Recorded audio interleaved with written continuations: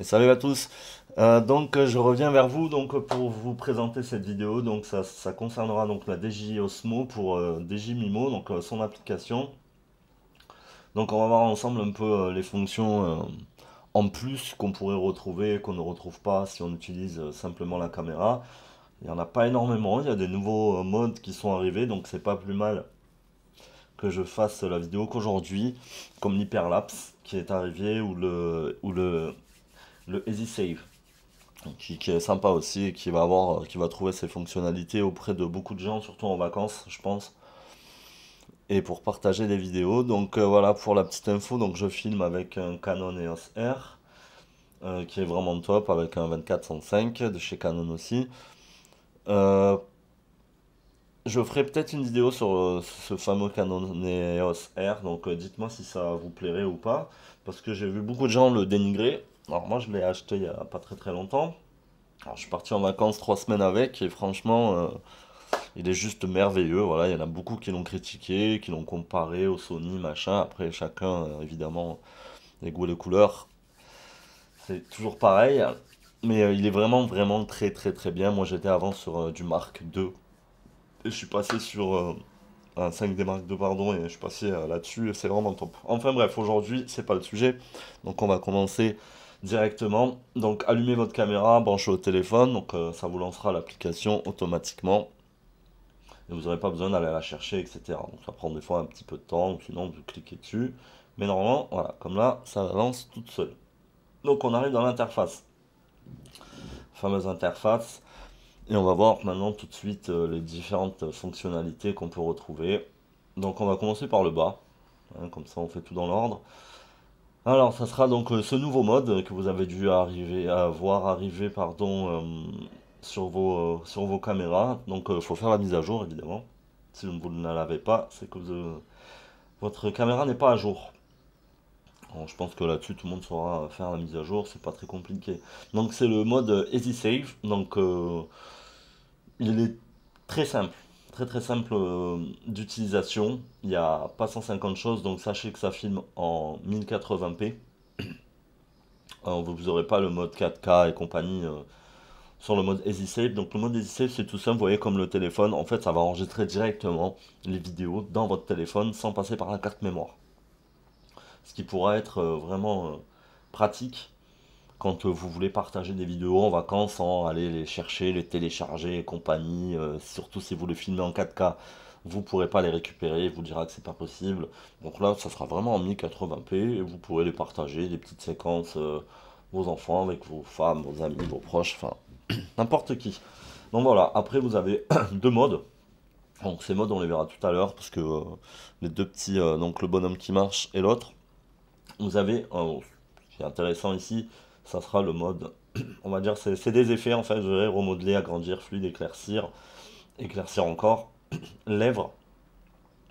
En fait, ça sera vraiment à utiliser en mode selfie et pas en mode paysage comme là, parce que ça va retoucher votre visage comme le font certains nouveaux smartphones ou des applications telles que Snapchat. Ça va remodeler votre visage. L'affiner ou l'épaissir, agrandir vos yeux, rendre votre peau plus fluide, comme si vous aviez appliqué un fond de teint, éclaircir votre visage ou au contraire ce qu'il y a autour. Ouais, désolé, je suis un peu sec de batterie. Et modifier aussi vos lèvres, grossir vos lèvres, voilà, si vous voulez vous amuser à faire tout ça. Voilà, c'est vraiment un mode easy, voilà, il n'y a pas 150 choses à voir. Donc on va passer directement dans le mode hyperlapse, mode très intéressant. Donc, avant, il n'existait pas. Donc, la différence avec le hyperlapse et le timelapse, ce sera qu'avec le hyperlapse, vous n'avez pas besoin de laisser votre caméra posée sur un trépied pendant des heures. Vous pouvez l'accrocher à vous, à votre chien, à votre chat, à votre voiture, votre femme ou autre, j'en sais rien. Et vous pouvez bouger et vous n'avez pas nécessité de la laisser sur un point fixe. Alors là aussi, vous pourrez faire des vidéos qu'en 1080 et pas compliqué comme le timelapse. Vous avez juste une vitesse à choisir. Donc deux fois plus rapide, 5 fois, 10 fois, 15 fois, 30 fois. Voilà, tout simplement. Donc ensuite, quand vous filmez, vous verrez par exemple si on se met en 5 fois et que vous filmez, Donc le décompte, je trouve que c'est pas mal quand vous filmez. Le décompte en haut, vous verrez, c'est pas des vraies secondes, ça sera, là vu qu'on a mis en 5 fois, ça sera une seconde toutes les 5 secondes. Vu qu'on a décidé de accélérer la vidéo 5 fois, ce qui est totalement logique. Donc voilà, 2 secondes, 10 secondes, etc. etc. etc. Donc je trouve que c'est assez pratique. Je ferai des vidéos, je les mettrai en plus pour vous montrer un peu ce que ça donne. Mais voilà, l'avantage, c'est qu'on peut bouger et continuer à filmer. Et la caméra continue à faire le job. Donc voilà, vous retrouvez tous les réglages normaux ensuite. Mode très intéressant. Le timelapse, donc on l'avait vu sur les vidéos précédentes, donc je vous laisse aller voir. J'avais bien expliqué, je pense que tout le monde avait compris. La seule différence, donc si on clique là, donc ça sera au niveau des trajectoires. Donc vous voyez, on a le droit à 4 points, alors que sur la caméra directement, on a le droit qu'à 2 points. Donc ça peut être intéressant pour tous ceux qui sont mordus de timelapse, d'aller chercher plus de points d'intérêt. Donc pour le reste, ça change pas. Toujours les mêmes paramètres. Le mode ralenti. Alors c'est un mode, on va recentrer la caméra, vous voyez, hop, si vous cliquez ici, vous recentrez. Hop, on va cliquer. Donc vous voyez quand vous mettez ralenti, en fait ça zoome vachement. Donc on dit que ça crop. Donc en fait on recadre, euh, enfin la machine recadre dans le capteur pour pouvoir utiliser moins de capteurs et pouvoir faire plus d'images par seconde. Parce qu'elle est limitée à 60 et là on va monter à 120. Donc ceux qui ont besoin de faire des ralentis super fluides et vraiment, on va dire lents évidemment, utiliser ce mode, voilà, tout en sachant que ça recadre. Donc la tremblote se ressent plus. Évidemment, plus on zoome, plus on tremble. Enfin, plus le tremblement se ressent en tout cas. Mais voilà, vous aurez des vidéos vraiment propres. Et là, pareil, vous pouvez pas sélectionner, donc vous resterez en 1080 x 4. Donc 4 fois plus rapide. Et vous pourrez en faire de plus. Mais ça peut être un mode assez sympa pour ceux qui font des sports rapides. Donc on va passer directement au mode vidéo. Donc le mode vidéo, vraiment intéressant, hein. Vraiment cette petite caméra est une merveille. Donc on va commencer par voir un peu tous les modes. Donc on va se mettre en 1080 de toute façon. Donc vous avez le mode marche et le mode sport. Donc je pense que beaucoup d'entre vous ont essayé mais n'ont pas spécialement peut-être vu de différence. Et en fait la différence elle va être dans la nacelle. Donc vous voyez si on va se mettre en mode sport. Vous voyez que si je tourne comme ça, il y a quand même, hop, des petits à-coups de la caméra, enfin de la nacelle pour revenir, tac, tac. Vous voyez, on dirait il y a une saccade à chaque fois. Mais si on se met en mode marche, vous verrez que ça va disparaître. Ça sera beaucoup plus fluide. Et ça sera beaucoup mieux, je trouve, que le mode sport. Ouais, on va refaire, qui fait une saccade. Donc préférez le mode marche, c'est un conseil, même quand vous faites du sport, parce que en fait vous n'aurez pas cette saccade. Donc ensuite vous avez les modes de suivi, donc le mode verrouillé, donc qui va rester verrouillé sur un point. Donc ça peut être sympa quand vous marchez ou quand vous vous filmez en mode selfie, ça marche aussi en selfie évidemment, si vous voulez tout le temps rester sur vous. Donc un mode très très bien, je trouve. Dans le mode FPV, où là la nacelle ne maintient plus l'horizon droit et ça va vous permettre d'être un peu plus créatif si vous créez des choses, ça peut être sympa, je m'imagine en train de filmer, je sais pas, des animaux, une voiture, etc. Ça peut être sympa. Donc le mode follow, donc c'est le mode de suivi, donc on va le tester par exemple ici avec le petit étui de la caméra. Donc je vais reculer, j'espère que vous allez bien voir, essayer de me mettre au mieux. Donc en fait c'est pas compliqué, vous faites un carré avec votre doigt, comme avec une souris sur un ordinateur. Vous allez entourer l'objet. Hop, lui il a trouvé l'objet, vous voyez, ça vous fait un petit zigouigou vert. Et là en fait on va imaginer que c'est une personne ou un animal qui se déplace. Et en fait, hop, la nacelle va suivre automatiquement cet objet. Donc soit en hauteur, à gauche, à droite, enfin de partout. Et ça marche vraiment très très bien. comme vous le voyez là, ça marche vraiment bien. Bon là on est assez près, donc vous voyez si vous allez trop vite et qu'il perd le champ. Par contre il n'oublie pas l'objet, chose qui est, je trouve, pas mal, parce que si vous arrivez à retrouver l'objet, il continuera à lui suivre. Voilà, mode vraiment intéressant pour tous ceux qui ont des choses à suivre. Voilà, on va se remettre en mode verrouillé, donc c'est le mode le plus courant qu'on utilisera, je pense. Ensuite, on va passer dans les modes de résolution. Donc, alors j'aurais aimé que DJ, donc, si vous m'entendez, euh, rajoute entre 1080 et 4K. Il y a quand même d'autres modes. Moi, j'aurais aimé de la 2,7K par exemple, parce que mon ordinateur, j'ai un iMac, comme vous pouvez le voir, qui est un peu vieux, et la 4K, si on n'a pas vraiment un PC assez performant, la 4K, c'est vraiment très très compliqué pour faire des montages. Donc oui, sachez que le suivi ne marche pas en 4K. Voilà, n'essayez pas, c'est pas parce qu'elle est cassée ou quoi que ce soit. Vous voyez, on va s'y remettre. Mode follow. Si vous mettez en 4K et que vous gardez votre mode follow et que vous essayez, de toute façon, il vous le dira. Suivi impossible pour les vidéos 4K en 60 images secondes. Donc, si vous baissez à 25 images secondes, vous pourrez faire du suivi. Mais pour le 60 images secondes en 4K, ça sera pas possible. Je pense que c'est un peu trop gourmand. Voilà, juste le petit rappel. Donc, nous allons voir aussi. Donc bon, voilà, hein. Ici, vous avez le taux de rafraîchissement, donc le nombre d'images par seconde. Donc plus vous en mettez, plus c'est fluide. Donc, moi, je vous conseille, si vous n'avez pas besoin du mode suivi, 50 ou 60. Et avec 60, ce qui est bien, l'avantage, vous pourrez faire des ralentis dans vos montages. Ensuite, vous avez la qualité élevée, super fin.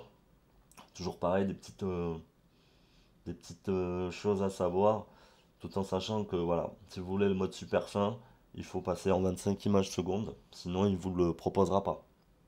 Alors toujours pareil, je pense que voilà, c'est un problème. Elle est peut-être géniale cette caméra, mais peut-être pas assez encore puissante pour vraiment tout faire. Donc le mode super fin, voilà, vous avez une qualité plus fine tout simplement. Moi personnellement, je l'utilise pas. J'utilise parce que je veux rester en 60 images secondes. Tout en sachant que quand on fait un montage, c'est bien de respecter tout le temps le même nombre d'images pour pas qu'il y ait trop de différence. Si vous filmez un coup en 25 images secondes, après en 60 images secondes, ça va se voir. Et l'avantage, oui, je le répète, on peut faire des ralentis avec 60 images secondes. Pas des gros ralentis, hein, on va pas faire du slow motion non plus, mais un beau ralenti fluide en 60 images secondes, ça passe. Très très bien. Voilà pour le mode vidéo.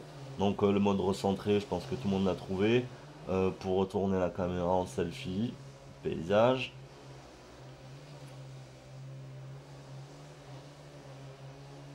Hop, on va retourner ici.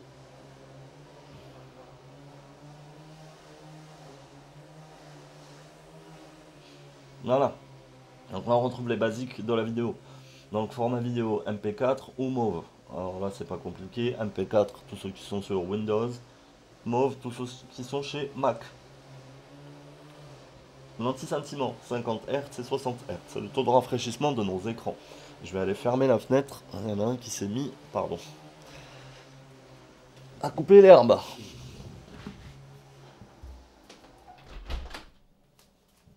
Hop là, désolé. Alors, j'espère que ça s'entendra pas trop.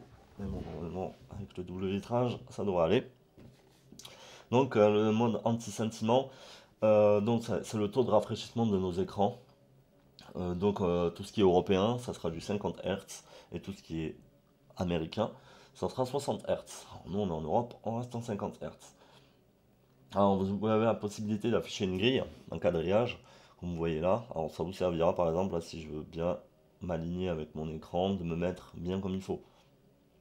Ou si vous voulez, bah, ceux qui ont besoin, quoi, vous avez la possibilité d'afficher un quadrillage tout en, hop, tout en sachant que, évidemment, les traits, vous ne les verrez pas sur la vidéo finale, hein. C'est juste pour vous aider durant votre prise de vue.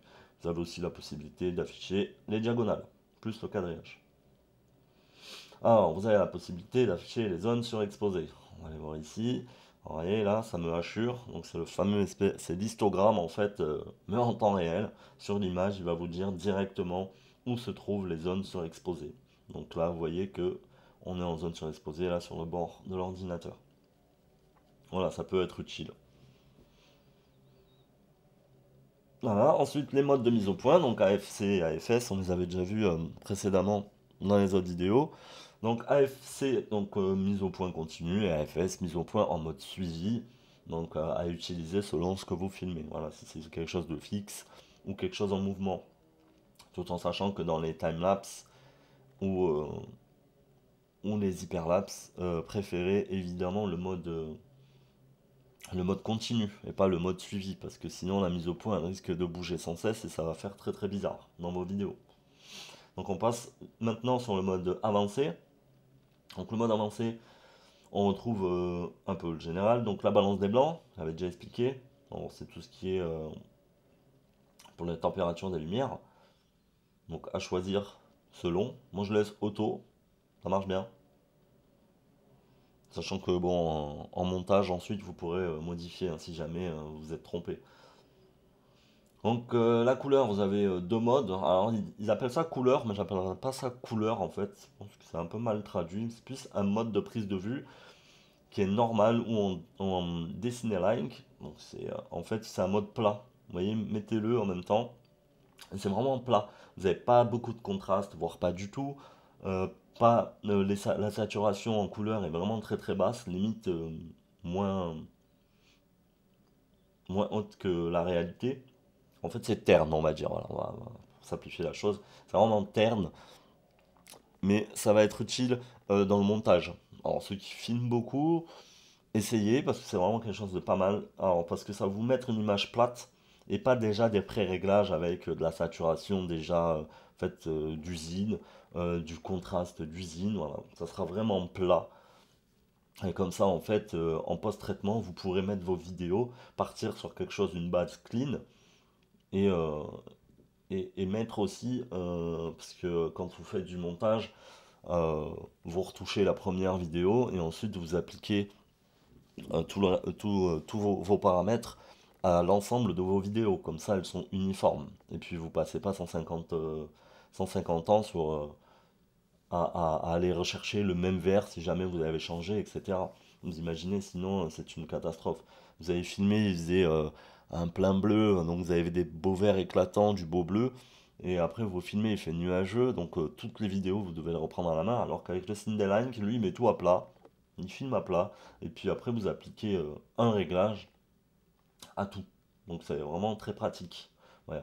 On va passer là, vite fait, vous voyez derrière mon pouce, oh, je sais pas si on voit bien. Ici, hein, vous espèces de petits ronds. Donc si vous restez appuyé en fait et que vous dirigez avec votre pouce, vous allez pouvoir bouger la caméra comme ceci. Voilà, ça peut être utile. Bon, moi, j'utilise pas personnellement, mais ça peut être utile.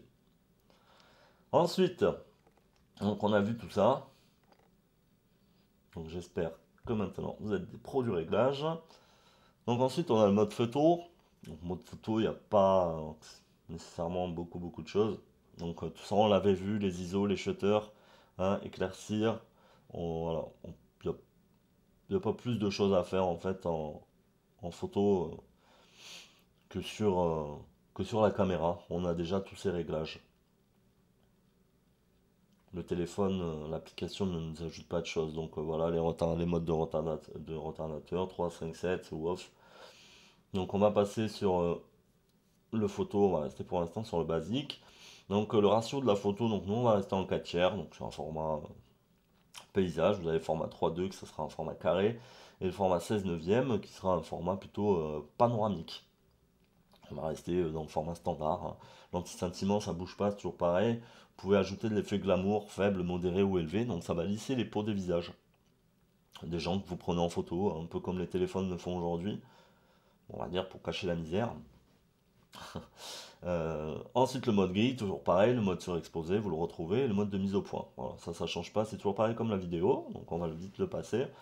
Donc on va se retrouver dans le format de la photo. Donc là, ça peut être intéressant. Vous avez JPEG ou JPEG plus RAW. Donc quand vous faites JPEG plus RAW, évidemment, il fait deux photos, donc un JPEG et un RAW. Donc évidemment, ça demande plus de capacité en mémoire, hein. Bon, c'est pas très gourmand, mais sachez-le. Donc le JPEG, faut savoir que le JPEG c'est un format photo compressé. Voilà, ça c'est important de le stipuler, c'est compressé. Donc c'est pas du brut. Le brut, ça sera le format RAW, qui lui enregistrera un peu comme le D-Cineline, qui vraiment tous les paramètres. Par exemple, les balances des blancs, en RAW, vous allez toutes les retrouver si vous utilisez Lightroom. Vous allez vraiment pouvoir changer la balance des blancs comme si vous étiez en train de faire la photo sur l'instant T et pas modifier la température. Voilà, et d'autres paramètres. Donc le RAW est vraiment bien si vous retouchez beaucoup les photos. Préférez le JPEG plus RAW parce que le RAW est vraiment très bien pour tout ce qui est retouche photo. Voilà, si c'est juste pour faire des photos pour faire des photos et que vous ne retouchez pas, le RAW ne vous servira à rien évidemment. Donc la balance des blancs, on a déjà vu l'anti-sentiment, l'effet glamour, on a vu tout ça. Donc pas besoin de dire plus là-dessus. Voilà pour le mode photo. Le mode panoramique, donc il change pas. Ne change pas plus que sur en fait la caméra en elle-même, hein. Donc vous retrouvez les modes 180, les modes 180 à la verticale. Ça ne change pas plus que sur la caméra là. Vous retrouvez évidemment les réglages pour votre panorama, mais ça change pas non plus du mode photo. Donc là vous avez le choix entre le mode panorama, on va dire vertical. Alors la différence entre le 180 et le 180, moi j'appelle ça vertical, parce qu'il va prendre en fait trois panoramas en fait. Un en hauteur, un au milieu et un en bas. Et ça vous fera un panorama plus large sur sa hauteur. Euh, donc ça peut être plus utile selon ce que vous en avez besoin. Donc voilà, on a tout vu déjà. Donc, et après vous avez le fameux mode story. Donc il y a des petits tutos. On va s'amuser à en faire. Donc vous pouvez cliquer sur le mode tutoriel, mettez play et il va vous apprendre en fait à faire ces petites vidéos. Donc en fait, vous n'avez pas à cliquer en fait sur les quatre en bas. Donc c'est tout simple, hein. Là, il vous dit qu'il va faire des vidéos de telle longueur. Alors vous avez juste à appuyer. Donc il y a un décompte, à faire votre vidéo et hop, il a fini. Donc vous mettez suivant, vous faites votre autre vidéo, il fait un petit décompte, vous faites une autre petite vidéo, mettez suivant, il va refaire une autre vidéo. Voilà. Tout en sachant qu'il guide la nacelle, etc., etc. Vous avez juste besoin à cadrer votre sujet et lui il s'occupe du reste. Voilà. Hop. Et ensuite, vous pouvez faire un aperçu.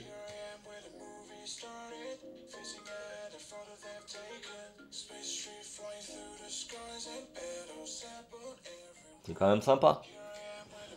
Ensuite, vous pouvez la sauvegarder ou l'insérer dans My Pocket pour pouvoir ensuite la partager et la retrouver pour plus tard. Voilà, vous en avez beaucoup des comme ça. Non, on va pas. C'est pas grave. Donc après, vous pouvez choisir plusieurs. Voilà, des choses plus ou moins selon ce que vous voulez faire. Il y en a beaucoup. Voilà, c'est un mode qui est sympa. Ah, on est sorti. Alors ensuite, pour retrouver vos vidéos, il suffit de cliquer en bas à droite sur le petit rectangle play. Et vous allez retrouver vos photos et vos animés et vos vidéos. Pardon. Bon, c'est un peu long, il faut attendre qu'il décharge. Donc voilà, vous retrouvez ici vos vidéos de tout ce que vous avez pu faire. Donc vous cliquez dessus, vous pouvez les visionner. C'est les vidéos de mon dernier voyage. Alors, vous pouvez visionner un peu ce que vous avez fait.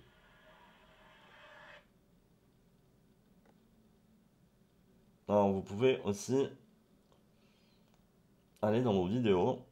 Pardon, je vais vous montrer parce que souvent c'est récurrent comme question. J'ai vu ça beaucoup sur Facebook. Beaucoup cherchent à aller récupérer leurs vidéos pour pouvoir les mettre sur leur téléphone, les partager, les retoucher, etc.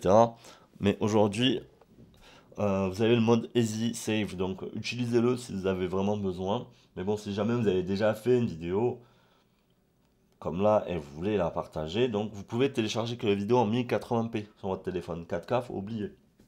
Donc vous avez le petit ici là, télécharger, donc vous cliquez dessus, ça vous télécharge la vidéo. Ensuite, vous allez dans la galerie de votre téléphone et vous retrouvez votre vidéo, tout simplement. Mais les vidéos 4K, c'est pas possible. On sera obligé de passer par votre ordinateur. Les photos, possible. Donc vous avez simplement à cliquer sur la photo, à appuyer sur télécharger, et ensuite vous l'avez dans votre galerie. Mais les vidéos à 4K, vous allez voir que ce n'est pas possible. Ah, on va attendre encore un petit peu.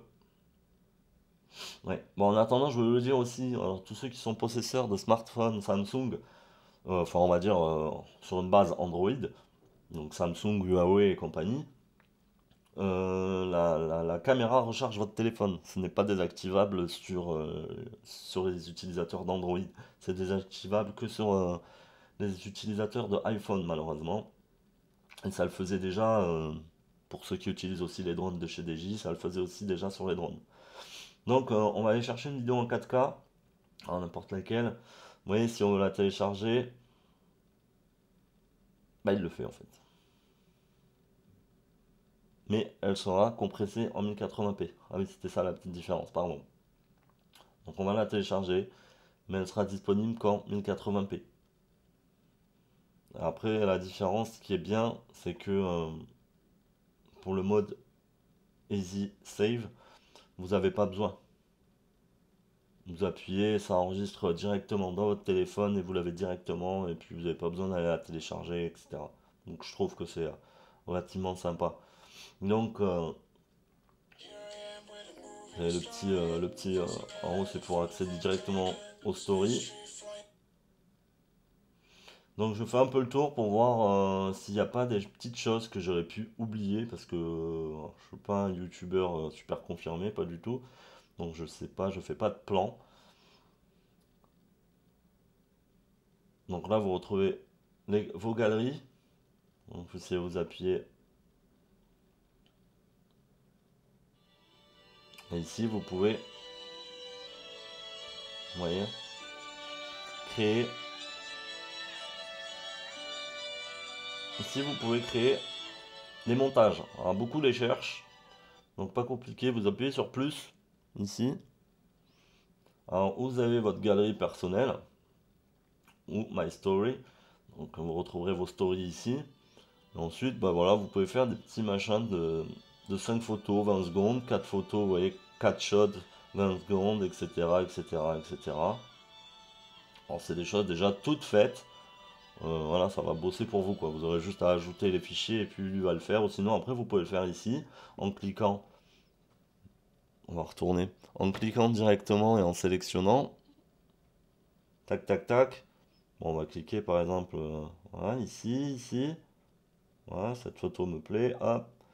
Et après vous mettez éditer. Et vous allez pouvoir éditer votre clip, faire des effets, couper, etc. Comme un petit logiciel de montage, hein. Ça remplace pas un ordinateur, mais ça peut être sympa si vous êtes à l'étranger et que vous n'avez pas de PC, et que vous voulez faire quand même un petit truc. Ça peut être sympa. Voilà, sachez que vous pouvez le faire. Voilà, bon ben j'espère que cette vidéo vous a plu. J'espère qu'elle a été assez complète pour vous.